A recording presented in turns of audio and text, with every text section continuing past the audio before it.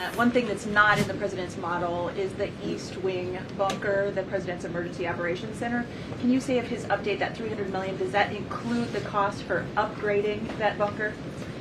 Look, like any security enhancements that are made on the White House grounds, those will be made and maintained by United States Secret Service.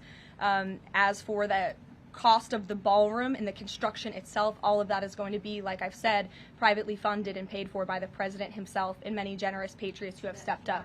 Included in that funding? Correct. Okay, and then can you say, well, that's all right, I'll skip that one. Thanks, Ouija. So the White House has explained that the reason you didn't submit construction plans to the NCPC is because that commission, along with others, don't have oversight over demolitions, but only over construction. And so far, you haven't built anything. So can you help us understand, can the president tear down anything he wants without oversight? Can he demolish this building or, say, the Jefferson Memorial? So it's not the president who came up with that legal opinion himself. That's a legal opinion that's been held by the NCPC for many years. It's written, so we can get you that background and that research if you wish to include it in your reporting, because it is very important. They have ruled consistently, their general counsel has said, when it comes to phase one of this project, the tearing down of the current East Wing structure, a submission is not required legally for that. Only for vertical construction will a submission be required, and that's a legal opinion from them, and we are following that legal opinion. And again, I would just add, can any president do such a thing to the White House grounds? There have been many presidents in the past who have made their mark on this beautiful White House complex. This briefing room, as you all know, was not once a briefing room. It was a swimming pool. There have been presidents who have completely torn down the executive mansion. If you look at what President Truman did, some of the photos of the construction project that took place in those years, I think sitting here today, we're all grateful for those efforts and the modifications that happened at that time.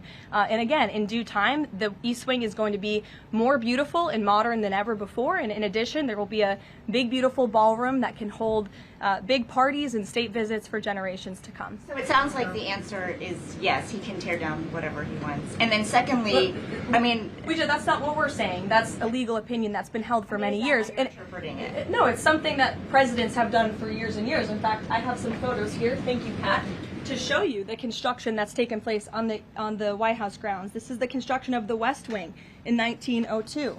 Look at this, the construction of the West Terrace in 1902. These images look quite similar to what you and the American people are seeing today, the construction of the East Terrace as well. You look at the construction of the West Wing expansion in 1934. So look, this is a legal opinion that's been held for many years. Look at, this is 1950. It looks a lot like what you were seeing today. Can he demolish anything he wants? What do you think that oversight? rubble is? How did that rubble get there? Right, so I'm asking, and then back to the general. Go ahead, Reagan. Many of them are. Reagan, go ahead. The Trump administration has demolished the White House East Wing. Crews started working earlier this week to make room for a 90,000 square foot ballroom. Earlier, CBS News' Ouija Jiang asked White House Press Secretary Karoline Leavitt about the legality of the move and whether the administration was required to notify the National Capital Planning Commission. Can the president tear down anything he wants without oversight? Can he demolish this building or, say, the Jefferson Memorial? It's not the president who came up with that legal opinion himself. That's a legal opinion that's been held by the NCPC for many years. Their general counsel has said, when it comes to phase one of this project, the tearing down of the current East Wing structure, a submission is not required legally for that. Only for vertical construction will a submission be required. CBS News White House reporter Olivia Rinaldi joins us now. So, Olivia, how much is this going to cost, and who exactly is funding this?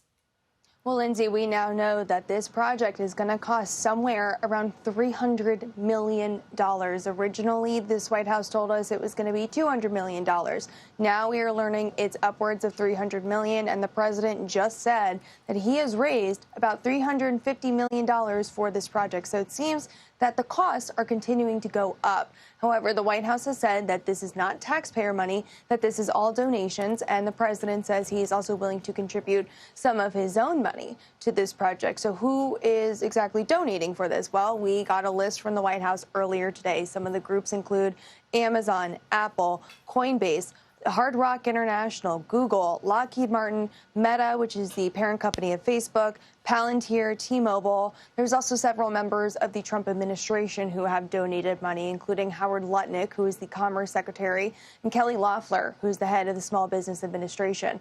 So certainly a project that continues to balloon here at the White House. As you mentioned, though, the East Wing is completely demolished today. So what can you tell us about at what point it was decided the entire East Wing would need to go?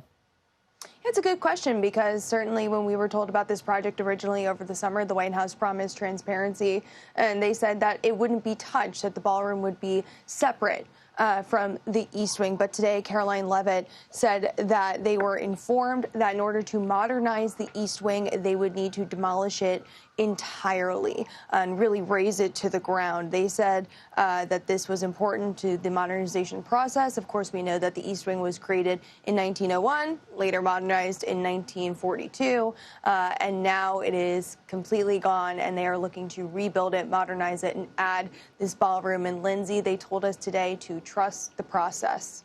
Olivia Rinaldi, thank you.